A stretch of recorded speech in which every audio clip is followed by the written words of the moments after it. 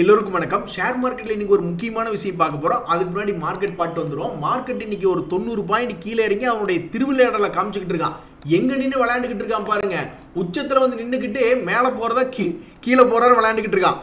டேய், நீ மேல மட்டும் தானடா போகணும், கீழே போனீங்கன்னா இங்க பல பேருக்கு உசுருக்கு ஆபத்துறா. ஏன்னா இப்பதான் அவன் பிரேக் அவுட் ஆகி ஒரு மாதிரி கன்ஃபர்மேஷன் பண்ணான். கடைசியில் பார்த்தா கீழே இறங்குற மாதிரி காமிச்சிக்கிட்டு இருக்கானுங்க. எது எப்படியோங்க, மேலே ஒரு 1000-2000 பாயிண்ட் ஏறினாலும் விற்கிறதுக்கு லாபத்துக்கு விற்கிற கையில் ஷேர்கள் இருக்குது. கீழே இறங்கினாலும் ஒரு 5000 பாயிண்ட் கீழே இறங்கினாலும் வாங்கறதுக்கு பணம் இருக்குது. ரெண்டுக்கு நடுவில் மட்டும் தயவு செய்து குச்ச வச்சு கோந்துராத அப்படின்றத நம்ம சொல்லிக்கிறோம். சில பேர் ஷேர் மார்க்கெட்டுக்கு வந்த உடனே உடனடியாக பயங்கரமான லாபம் வேண்டும் அப்படின்ற மாதிரி நினைப்பாங்க. அவங்கெல்லாம் வந்து யாரை ஃபாலோ பண்ணணும், யாரை ஒரு உதாரணமாக எடுத்து அனலைஸ் பண்ணி பார்க்கணும்னா ஷேர் மார்க்கெட்டில் யாரெல்லாம் சூப்பர் ஸ்டாராக இருக்காங்களோ அவங்கள எடுத்து பார்க்கணும். ஒரு உதாரணத்துக்கு இன்னைக்கு இந்த ஜாகிள் ப்ரீபெய்ட் அப்படின்ற ஒரு ஷேர் வந்து பார்க்குறோம், 18% ஏறி இருக்கான். இவன் வந்து எப்போ உங்களுக்கு ஐபிஓ வந்திருந்ததுன்னா 2023 செப்டம்பரில் வந்தது, 164 ரூபாய்க்கு வந்தது. அப்போ இப்போ ஆல்மோஸ்ட் பணத்தை வந்து இவன் டபுள் பண்ணி விட்டான். இந்த ஷேரை யார் வச்சிருக்கா அப்படின்ற மாதிரி நீங்கள் இந்த ஜாகிள் ப்ரீபெய்டில் போய் பார்த்தீங்கன்னு வச்சுங்களேன், இதில் யாரெல்லாம் வச்சிருக்காங்க அப்படின்னு பார்த்தீங்கன்னா இந்த பப்ளிக்ல ஆஷிஷ் கச்சோலியா அப்படின்ற ஒருத்தர் வச்சிருக்காரு. அவர் வந்து இன்னுமே பல ஷேர்கள் வச்சிருக்காரு. பட் எதுவுமே வந்து பேர் சொல்லும் பிள்ளைகள், அதாவது மார்க்கெட்டுக்கு பாப்புலராக தெரிஞ்ச மாதிரி தெரியல. அதனால அதை பற்றி நான் டிஸ்கஸ் பண்ண போகல.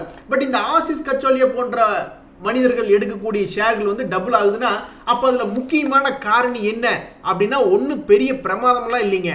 அந்த ப்ராஃபிட் ஏர்னிங்ஸ் growth தான் முக்கியமாக கான்சென்ட்ரேட் பண்ணுறாங்க அப்படின்றது என்னுடைய புரிதல். அதாவது இப்போ இந்த கம்பெனியினுடைய ஃபைனான்சியல்ஸ் எடுத்து பாருங்க. இந்த ஜாகிள் ப்ரீபெய்ட் அப்படின்றது எடுத்து பார்த்தீங்கன்னா அவன் ஒரு டிஃப்ரெண்ட்டான ஒரு செக்டரில் இருக்கான். அது ஒன்று.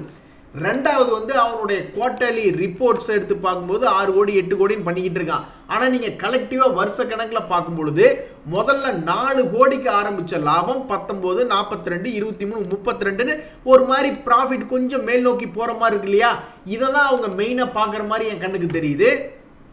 அதுபோக கம்பெனியுமே யார் நடத்துகிறாங்க, ப்ரொமோட்டர்ஸ் எல்லாம் யார் அப்படின்ற மாதிரி அவங்க பார்க்குறாங்க. பட் எது இருந்தாலும் ப்ரொமோட்டர் நல்லா இருந்தாலும் நல்லா இல்லைனாலும் எது நின்று பேசும் அப்படின்னா ப்ராஃபிட் ஏர்னிங்ஸ் growth அப்படின்றது இருக்கணும். ஸோ என்னை பொறுத்த மாதிரி இந்த மாதிரி உடனடியாக லாபம் கண்டிப்பாக வேணும்னா அந்த ப்ராஃபிட் ஏர்னிங்ஸ் growth கடைசி ஒரு 3 வருஷத்துக்கோ 5 வருஷத்துக்கோ ஸ்டெப் பை ஸ்டெப் மேல் நோக்கி போகிற மாதிரி இருந்ததுன்னா அது போன்ற ஸ்டாக்குகள் தான் என்னை பொறுத்த வரைக்கும் உடனடியாக லாபம் தரக்கூடிய வாய்ப்பு இருக்கிறதா நான் பார்க்குறேன். ஏன்னா சூப்பர் ஸ்டார்கள், ஷேர் மார்க்கெட்டில் இருக்கக்கூடிய ஸ்டார்கள் வந்து அந்த மாதிரியான ஸ்டாக்குகள் தான் அதிகமாக எடுக்க பார்க்குறாங்க.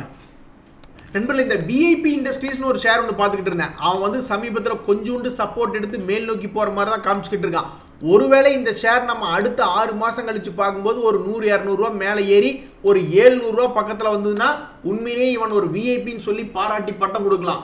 இல்லைன்னா இவன் ஒரு சாதாரண ஷேருன்ட்டு போக வேண்டியதான். கரெக்ட் தலைவா, இப்படித்தான் ஒவ்வொரு ஷேராக எடுத்து போட்டு தள்ளுங்க தலைவா அப்படின்னு நிறைய பேர் வந்து யோசிச்சுக்கிட்டு இருக்காங்க. அதாவது இந்த ஏஷியன் பெயிண்ட்ஸ் வந்து இன்னைக்கு 4% இறங்கியிருக்கான். இதுக்கு என்ன காரணம் அப்படின்னு பார்க்கறத விட இந்த ஷேர் வந்து தற்சமயத்தினுடைய ஷேர் பிரைஸ் பேட்டர்ன் வந்து இது ஒரு ஸ்ட்ராங்கான லெவல் தான்.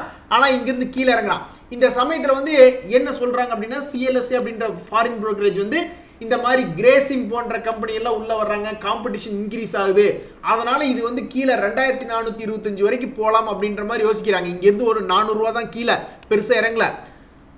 ஏன் இப்படி யோசிக்கிறாங்க அப்படின்னா இந்த மாதிரி அவங்களுடைய காம்படிஷன். ஆனால் உங்களுக்கு ஞாபகம் இருக்கா, 1 வருஷம் 2 வருஷத்துக்கு முன்னாடியே இந்த கிரேசிம் வந்து பெயிண்ட் செக்டருக்குள்ள என்டர் ஆகுறாங்க அப்படின்ற நியூஸ் வந்துருச்சு தானே? அந்த நியூஸ் வந்தப்போ கீழே இறங்கினா மறுபடியும் மேலே ஏறினா இந்த மாதிரி ஊசலாடிட்டே இருந்தா. இப்போ அந்த நியூஸ் பழைய நியூஸாக இருந்தாலும் யார் பவர்ஃபுல் அப்படின்றத வந்து ஷேர் மார்க்கெட்டுக்கு வந்து மறுபடியும் ஒரு இடம் காமிச்சிருக்காங்க. இந்த ஷேர் மார்க்கெட்டில் யார் பவர்ஃபுல்னா இந்த மாதிரி புரோக்கரேஜ் ஹவுசஸ், அனலிஸ்ட்டுக்கு அவங்கெல்லாம் ஒப்பீனியன் சொல்கிறப்ப தான் ஷேர் மார்க்கெட் பெரிய அளவில் மூவ்மெண்ட் ஆகுது. ஸோ 1 வருஷத்துக்கு முன்னாடி இருந்த நியூஸை தூசு தட்டி எடுத்து இப்போவும் அனலைஸ் பண்ணி இப்போவும் சொல்கிறாங்க அப்படின்னா இப்போ கூட ஒரு 4% இறங்குதுன்னா அவங்கெல்லாம் ரொம்ப பவர்ஃபுல்லான ஆள் தான். ஸோ நல்ல நல்ல ஷேர்களை வரிசையாக நிற்க வச்சு சடார் எல்லாத்தையும் டவுன் கிரேட் பண்ணி விட்டு எல்லாத்தையும் கீழே கொண்டு வந்து ஒரு 100-200 ரூபாய்க்கு விட்டாங்கன்னா எல்லாம் சாக்கு மூட்டை எடுத்துகிட்டு வந்து அள்ளிட்டு போயிடலாம். ஆனால் அந்த அளவுக்கு இறங்கும். இவங்களே பாருங்கள் எவ்வளோ தூரம் கணிக்கிறாங்க, வெறும் 400 ரூபா தான் கீழே இறங்குறதுக்கு கணிக்கிறாங்க. அடடா நண்பர்களே, டாடா ஸ்டீல் 150 ரூபாய் போய் தொடாமையே கீழே வர்றான். அதுக்கு கொஞ்சம் ஸ்டீல் பிரைசஸ்லாம் கொஞ்சம் பிரச்சனை அப்படின்ற மாதிரி பொதுவாகவே ஸ்டீல் கம்பெனிஸ் எல்லாம் இன்னைக்கு இறங்குது. இந்த சமயத்தில் எங்க ஒரு ஷேர் இறங்குதுன்னா வாட்ச் லிஸ்ட்டில் போட்டு வச்சுக்கிட்டு மானிட்டர் பண்ணிகிட்டே வந்து அவன் வந்தால் தூக்க வேண்டியதான். ஸோ சமீபத்திய 6 மாதத்தில் பார்த்தீங்கன்னா லோ ரேட்டு 116 ரூபா, அதுக்கப்புறம் 146லாம் போனவன் இப்போ வந்து கொஞ்சம் கீழே இறங்கிட்டான். ஸோ இந்த சமயத்தில் வந்து இந்த டாடா ஸ்டீல்லாம் லாங் டேர்முக்கு எடுக்கணும் அப்படின்னு நிறைய பேருக்கு வந்திருப்பாங்க.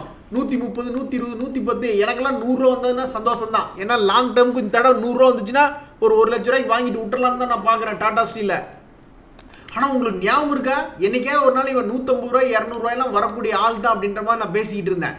அப்போ 100 ரூபாயிலிருந்து இப்போ பாருங்க 146 ரூபா, 150 பக்கத்து தானங்க. ஒரு ரவுண்டு பண்ணி பாருங்களேன், ஒரு 146லேருந்து ரவுண்ட் பண்ணால் ஒரு 150 பக்கத்தில் வந்த மாதிரி தானே கணக்கு. நண்பர்களே, ஈலின் எலக்ட்ரானிக்ஸ் அப்படின்ற ஒரு கம்பெனி சமீபத்தில் தான் ஒரு ஐபிஓல இருந்து ஷேர் மார்க்கெட்டில் வந்துச்சு. வரும்போது ஓரளவுக்கு இது மேலே ஒரு கிரேஸ் அப்படின்றது இருந்தது. ஆனால் இந்த ஷேர் என்ன பண்ண அப்படின்னு பார்த்தீங்கன்னா 250லேருந்து அவன் பாட்டு கீழே டொய்ங்கன்னு டொய் அடிச்சுட்டான், 120 போயிட்டான். ஆனால் இவன்ட்ட சக்தி இருந்திருக்கு பாருங்களேன், 120 ரூபாயிலிருந்து மறுபடியும் 200 ரூபாய்க்கு வரக்கூடிய தகுதி சக்தி அப்படின்றது இவனுக்கு இருந்திருக்கு. இப்போ இந்த ஷேர் என்ன ஆகுது அப்படின்னா 3வது முறையாக ஒரு சப்போர்ட் எடுத்திருக்கான். இதுக்கு முன்னாடி ஒரு முறை, 2வது முறை, 3வது முறை இந்த ரேஞ்சிலே சப்போர்ட் எடுத்திருக்கான். அப்போ ஒவ்வொரு முறையும் ஏறக்கூடிய வாய்ப்பு உள்ளவன் இந்த 3வது முறையும் மேலே ஏறி ஒரு 30 ரூபாய் ஏறி ஒரு 160 ரூபாயில் இருக்கான். ஒரு 190 ரூபாய் 200 ரூபா வந்துச்சுன்னா கூட பாவம் இந்த ஷேரை வச்சிருக்கிறவங்களுக்கு ஒரு சந்தோஷம் அப்படின்றது வரும். நண்பர்களே, இந்த ஏல்கம் அப்படின்ற ஷேர்னுடைய வீழ்ச்சியெல்லாம் வந்து உங்களுக்கு ஒரு உதாரணம். இந்த மாதிரிலாம் இறங்கும்போது ஷேர் மார்க்கெட்டில் ஒன்றும் பண்ண முடியாது, பேனிக் செல்லிங் அப்படின்றது வரத்தான் செய்யும். இவன் பாட்டுக்கு சிவனேன்னு 3500 ரூபாயிலிருந்து அவன் பாட்டுக்கு மேலே போய்கிட்டு இருந்தான் 5490. திடீர்னு பார்த்தா இன்னைக்கு ஒரு மிகப்பெரிய வீழ்ச்சி, 8% இறங்கிட்டான். 8% மட்டும் இறங்கினது இல்லை, அவன் பாட்டுக்கு 4600 வரைக்கும் போயிருந்தான். இந்த சமயத்தில் என்ன காரணம் அப்படின்னு பார்த்தோம்னா 1000 கோடி டாக்ஸ் ஃப்ராட், அதாவது வரி ஏய்ப்பு அப்படின்ற மாதிரி நடந்திருக்கு அப்படின்னு மீடியாக்களில் செய்தி வந்தது. அந்த அதிர்ச்சி தாங்க முடியாமல் கீழே இறங்கிட்டு மறுபடியும் ரெக்கவரி ஆகிட்டான். ஸோ இந்த மாதிரி இருக்கும் பொழுது ஷேர் மார்க்கெட்டில் யார் வந்தாலும் முதல்ல பணத்தை இறக்குறாங்க. இந்த ஏல்கம் அப்படின்ற ஷேர்லாம் ஏறிட்டே இருக்கிறத பார்த்துட்டு முதல்ல பணத்தை இறக்கியிருப்பாங்க. அந்த பணத்தை இறங்கினதுக்கு அப்புறம் அவங்களுக்கு மறுபடியும் லாபம் வந்து பணத்தை வெளியெடுக்கிறாங்களா இல்லை இறக்கண பணம் இறக்கணதானா அப்படின்றது போக போக தான் தெரியும். அதுலேயும் முக்கியமாக இந்த ஷேர் மார்க்கெட்டில் இந்த ஆல்கம் மாதிரியான ஒரு சடன் ஷாக் அப்படின்னு வரும்பொழுது பேனிக் செல்லிங் பண்ணிட்டா அவ்வளோதான், அப்புறம் கும்பா தான். இங்கே பாருங்க, இன்றைக்கே கூட ஒரு மாதிரி ரெக்கவரியாகி மேலே வந்திருக்கான். இதுக்கு முன்னாடி கூட டேக்ஸ் சம்பந்தப்பட்டமா ஏகப்பட்ட கம்பெனிகள் கீழே இறங்கினானு, மறுபடியும் கொஞ்ச நாள் கழிச்சு ரெக்கவரி ஆனானுங்க. சரி, கொஞ்ச நாள் கழிச்சு ரெக்கவரி தான் ஆக போகிறோம், அதனால இன்றைக்கே பண்ணிடலாம்னு நினச்சானுங்களா என்னவோ தெரியல. 4600லேருந்து மறுபடியும் 400 ரூபாய் ரெக்கவரி பண்ணி தான் இன்னைக்கு க்ளோஸ் பண்ணியிருக்காங்க. ஸோ இந்த நியூஸ்லேருந்து நம்ம கற்றுக்கிட்ட பாடம் என்ன அப்படின்னு பார்த்தோம்னா, நம்ம ஒரு நல்ல ஷேராக தான் பார்த்து வாங்குகிறோம். திடீர்னு ஏதாவது ஒரு நியூஸ் வந்து பெருசாக நீர் ஜெர்க் ரியாக்ஷன், அதாவது ஒரு பேனிக்கில் கீழே இறங்குறானுங்கன்னா நம்ம எடுத்தது நல்ல ஷேர் தான், பட் என்ன நியூஸ் வருது என்ன ஆகுது அப்படின்றத பார்த்துட்டு பண்ணணும் அப்படின்றத நினைக்கிறது. அது மட்டும் இல்லை, ஒரு ஷேரை போய் வாங்குறோம்னாவே அது வந்து ஒரு இடம் விதைச்சிருக்கோம், அடுத்தது மறுபடியும் அதுக்கு மருந்து அடிக்கணும், அதுக்கு கொஞ்சம் செலவு, அதுக்கப்புறம் அறுவடைக்கு கொஞ்சம் செலவுன்னு ஒரு ஷேரை 3 இடத்துல ஏவரேஜ் பண்ணுற காசு இருந்தால் தான் உள்ளேயே வரணும் அப்படின்றது என்னுடைய கருத்து. ஆனால் பாவி எத்தனை காலம் தான் ஏமாற்றுவார் அப்படின்ற பாட்டு வந்து இந்த எஸ்பிஐ கார்ட்ஸுக்கு தான் பொருத்தமாக இருக்கும். ஏன்னா அவன்லாம் சப்போர்ட் வந்து உளுந்துட்டான், ஆனால் ஏற மாட்டேங்கிறான். இதுக்கு முன்னாடி கூட ஒரு தடவை தீபாவளிக்கு ஏதாவது ஒரு இதில் ஏதாவது ஒரு ரெக்கவரி வரலாம், பிஸ்னஸ்லாம் அதிகமாகும்ல அப்படின்ற மாதிரி ஒரு நியூஸ் வந்தது. அப்பவும் இவன் ரெக்கவரி ஆகலை. அதுக்கப்புறமும் தொடர்ந்து இறங்கிட்டே இருக்கான். டெக்னிக்கலி இப்போ சப்போர்ட் எடுத்திருக்கான். அந்த டெக்னிக்கல் சப்போர்ட் வந்து ஏற்கனவே 2 தடவை எடுத்து அந்த ரேஞ்சில் ப்ராஃபிட் பண்ணியிருக்கான். அப்போ இந்த முறையும் வருவானா நானும் பார்த்துக்கிட்டே இருக்கேன், ஆனால் ஏமாத்திக்கிட்டே இருக்கான். ஆனால் இங்கே தான் நீங்கள் ஒன்று முக்கியமாக புரிஞ்சுக்கணும். இந்த கிரி இண்டஸ்ட்ரீஸ்னு ஒரு ஷேரு, இந்த ஸ்டார் ஹெல்த்னு ஒரு ஷேரு, இவனுங்களும் இதே மாதிரி சப்போர்ட்டில் இருந்தவனு தான். நீங்கள் கேட்கலாம், இந்த கிரி இண்டஸ்ட்ரீஸ்ட்ட மட்டும் அப்படி என்ன இருக்குது எஸ்பிஐ கார்ட்ஸில் இல்லாது, இவன் மட்டும் சப்போர்ட்டில் ஏறிட்டானே அப்படின்னு பார்த்தோம்னா அப்படி கிடையாது. இவன் சப்போர்ட்டில் எத்தனை நாள் படுத்திருக்கான்? ஆல்மோஸ்ட் 1 வருஷமே படுத்திருக்கான், அதுக்கப்புறம் தான் ஏறி இருக்கான். ஸோ பொதுவாக போய் சப்போர்ட்டில் போய் விழுந்தா அவன் விருப்பப்பட்டபடி அவன் மனம் போன போக்கில் தான் ஏறி வருவான். நம்ம அர்ஜென்ட்டுக்கு ஏறி வர மாட்டான். அர்ஜென்ட்டுக்கு ஏறி வரக்கூடிய பங்குகள் அப்படின்றது பெரும்பாலும் பிரேக் அவுட் ஆகக்கூடிய பங்குகள் தான். சப்போர்ட்டில் எடுக்கக்கூடிய பங்குகள் கொஞ்சம் சப்போர்ட் எடுத்துட்டு தான் வருவான். இதுதான் என்னுடைய புரிதல் ஷேர் மார்க்கெட்டில். இந்த டேட்டா பேட்டர்ன்ஸ் அப்படின்ற ஷேர் பார்த்துருக்கீங்களா? இவனை பாருங்க, இவன் வந்து ஒரு பிரேக் அவுட் ஆன வேகத்தில் 4 நாளில் அவன் பாட்டுக்கு உச்சத்துக்கு போயிட்டான். அடடா, டெக்னிக்கல் படி பார்த்து எடுக்கக்கூடிய ஷேர்கள் இந்த மாதிரி எடுத்த 4 நாளில் லாபத்துக்கு வந்ததுன்னா அவ்வளோதான், எல்லாரும் ரொம்ப சந்தோஷமாக இருப்பாங்க. ஆனால் அப்படியெல்லாம் நடக்கவே நடக்காது. நண்பர்களே, இன்னைக்கு ஷேர் மார்க்கெட்ல முக்கியமான நியூஸ் என்னன்னா, இந்த எல்என்டி ஷேர் பார்த்தா இன்னைக்கு மார்க்கெட்டை கொஞ்சம் ஃபால தடுத்து நிறுத்தினா, இல்லைன்னா இன்னுமே நல்லா கும்பா பாடி இருக்கும். இந்த சமயத்தில் கார் ட்ரேட் அப்படின்ற ஷேர் யாராவது வச்சிருந்தாங்கன்னா அவங்களுக்கு துன்பத்தில் இன்பம் அப்படின்ற மாதிரி அவன் விழுந்த ஃபால் எங்க அடேங்க அப்பா 1600 எங்க 300 ரூபாய் எங்க அங்கிருந்து இப்ப 760 ரூபாய் வந்து இப்போதைக்கு கொஞ்சம் மொமெண்டம்ல ட்ரேட் ஆயிட்டு இருக்கான். இப்படி மொமெண்டம்ல ட்ரேட் ஆகிட்டு இருக்கிறதுக்கு என்ன காரணம்? 11% ஏறக்கு இவன்ட்ட என்ன விஷயம் இருக்கு? பொதுவாக இவன்ட்ட P&L எப்படி இருக்கு அப்படின்னு பார்த்தோம்னா, ஒரு முறை தான் நஷ்டம் பண்ணியிருக்கான் சமீபத்திய வருடங்கள்ல. அதுக்கப்புறம் வந்து பார்த்தீங்கன்னா கொஞ்சம் லாபம் பண்ணிக்கிட்டு இருக்கான். ஸோ பொதுவாகவே இது ஒரு லாபம் பண்ணக்கூடிய கம்பெனி.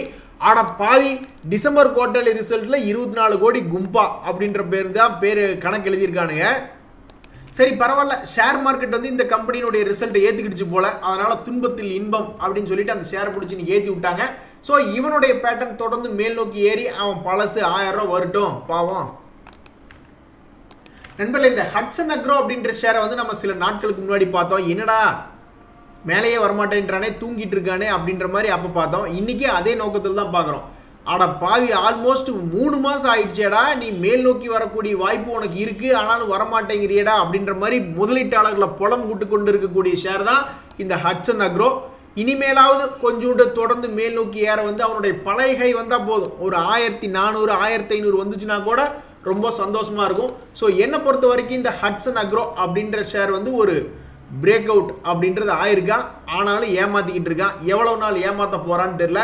மேல் நோக்கி வந்துச்சுன்னா பாவம் இந்த ஷேரை வச்சிருக்கிறவங்களுக்கு ஒரு சந்தோஷம் வரும். அது எப்படின்னே தெரியலீங்க. ஷேர் மார்க்கெட்ல பணத்தை போட்ட 50% லாபம் அப்படின்ற மாதிரி நிறைய பேர் சொன்னாங்கன்னா உண்மையிலேயே நம்மளுக்கு சந்தோஷமா தான் இருக்கும். அப்படித்தான் இன்னைக்கு இன்ட்ராடேலயே வந்து சில பேருக்கு வந்து சரியான வருமானம். நீங்க HPCL எடுத்து பாருங்க, IOC எடுத்து பாருங்க, எல்லாருமே காலையில் நெகட்டிவ் இருந்தான். கடைசியில பார்த்தா க்ளோசிங்ல சரியான லாபம், மிகப்பெரிய லாபத்துல வந்து க்ளோஸ் பண்ணியிருக்கானுங்க. அதுக்கு என்ன காரணம் அப்படின்னா, க்ரூட் ஆயில் வந்து சமீபத்தில் வந்து இருக்கிறதுலே லோல வந்து ட்ரேட் ஆகிட்டு இருக்கான். இந்த மாசத்துலன்னு கணக்கு எடுத்துட்டீங்கன்னா இப்போ ட்ரேட் ஆகிட்டு இருக்கிறது கொஞ்சம் லோ ரேட் அப்படின்ற மாதிரி நம்ம புரிஞ்சுக்கலாம். பட் இதெல்லாம் வந்து ஏங்க இவன் வேணுக்குனே என்னமோ பண்றானுங்க தான். BPCL IOC ஏற்றி விடணும்னா ஏற்றி விட்டு போக வேண்டியதானே அப்படின்ற மாதிரி தான். ஏன் அப்படின்னாக்க இந்த 2024 பெருசா ஒன்றும் மூவ்மெண்ட் இல்லை க்ரூடில். பட் இருந்தாலும் என்னத்தையாவது ஒரு காரணத்தை சொல்லி அவனை ஏற்றி விட்டுருக்கானு. அப்படி பார்த்தா 2022 இருந்தே க்ரூட் ஆயில் வந்து விலை கம்மியாக தான் இருந்தது. அது இப்போ வந்து ஏற்றி விட்டுக்கிட்டு இருக்காங்க BPCL IOCயும். எப்படி பார்த்தா என்னங்க, அந்த ஷேர் மேலே வந்துச்சுன்னா ஒரு மாதிரி சந்தோஷம் தான். இப்போ நம்ம வராக் என்ஜினியரிங் அப்படின்ற ஒரு ஷேரை பற்றி நம்ம பார்க்க போகிறோம். இந்த ஷேரில் வந்து என்ன ஒரு அட்வான்டேஜ் பாயிண்ட், எதுக்கு ஒரு மரியாதை தேவைப்படுது அப்படின்னு பார்த்தீங்கன்னா, முதலீட்டாளர்களுடைய லிஸ்ட்டில் நம்ம போய் பார்க்கும்போது DIS அப்படின்றது கொஞ்சோண்டு இன்க்ரீஸ் பண்ணியிருக்காங்க. அதாவது முதல்ல சில வருடங்களுக்கு முன்னாடி 5.7 இருந்தது, 11.44. அப்போ இந்த இன்க்ரீஸ் பண்ணதுக்கு ஒரு மரியாதை கொடுத்து இந்த ஷேர் ஏறிச்சினாலும் நல்ல விஷயம்தான். அதே மாதிரி இந்த ஷேரினுடைய குவார்டர்லி ரிசல்ட், கடைசி டிசம்பர் குவார்டர்லியுடைய ரிசல்ட்டை பார்க்கும்போது 384 கோடி லாபம் அப்படின்ற மாதிரி ரிப்போர்ட் பண்ணியிருக்கான். ஸோ இந்த லாபத்துக்கு ஒரு மரியாதை கொடுத்து இந்த வராக் என்ஜினியரிங் அப்படின்றது வந்து இப்போ பார்த்தீங்கன்னா உச்சத்தில் இருக்கிற மாதிரி தெரியும். ஆனால் இவனையெல்லாம் ரொம்ப டேட்டா அதிகமாக எடுத்து பார்க்கணும். ஒரு லாங் டேர்மில் பார்த்தீங்கன்னா இவன்லாம் 1200 ரூபாயெல்லாம் போயிருக்கான் ஒரு தடவை. ஸோ அந்த ரேட்டு வரைக்கும் வராட்டியும் பரவாயில்ல, கடைசிக்கு ஒரு 1000 ரூபா வந்துச்சுன்னா கூட ரொம்ப சந்தோஷமாக தான் இருக்கும். ஸோ அப்படி 1000 ரூபா, அதாவது 2 நல்ல விஷயம் இருக்குது. அந்த 2 நல்ல விஷயத்துக்கு ஒரு மரியாதை கொடுத்து மேலே வரணும்னு ஆசைப்பட்டு இந்த வராக் என்ஜினியரிங் வந்து பழைய 10 வருஷத்தினுடைய ஹை ஆல்மோஸ்ட் 1200 ரூபா வந்துச்சுன்னா இந்த ஷேரை வச்சிருக்கிறவங்களுக்கு ஒரு சந்தோஷம் வரும். சரி நண்பர்களே, இன்றைய தகவல் உங்களுக்கு உதவியாக இருந்ததுன்னு எனக்கு சந்தோஷம் தான். ரொம்ப நன்றி, வணக்கம்.